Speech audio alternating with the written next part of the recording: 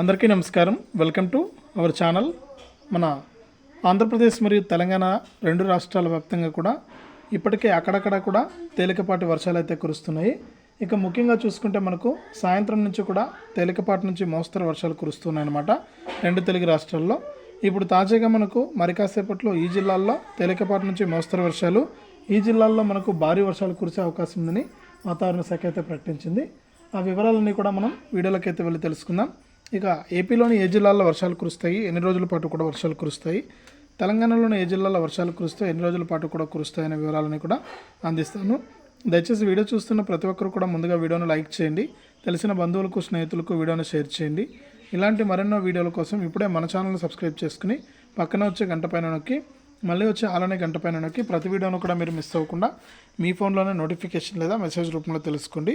ఇక వివరాల్లోకి వెళ్తే మన ఆంధ్రప్రదేశ్ రాష్ట్ర వ్యాప్తంగా ఇప్పటికే అక్కడక్కడ కూడా వర్షాలు అయితే కురుస్తున్నాయి.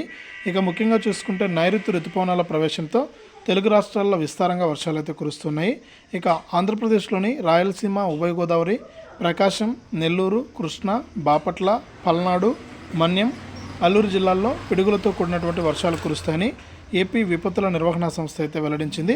ఇక తెలంగాణలో కూడా మనకు 5 రోజుల పాటు కూడా భారీ వర్షాలు కురుస్తాయని హైదరాబాద్ వాతావరణ కేంద్రం ఎల్లో అలర్ట్ అయితే జారీ చేసింది.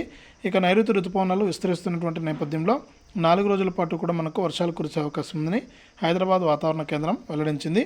ముఖ్యంగా చూసుకుంటే ఉమ్మడి ఆదిలాబాదు, కరీంనగర్, వరంగల్, ఖమ్మం, రంగారెడ్డి, మహబూబ్ నగర్ జిల్లాల్లో నేడు రేపు మోస్తరు వర్షం కురుస్తుందని కూడా తెలిపింది.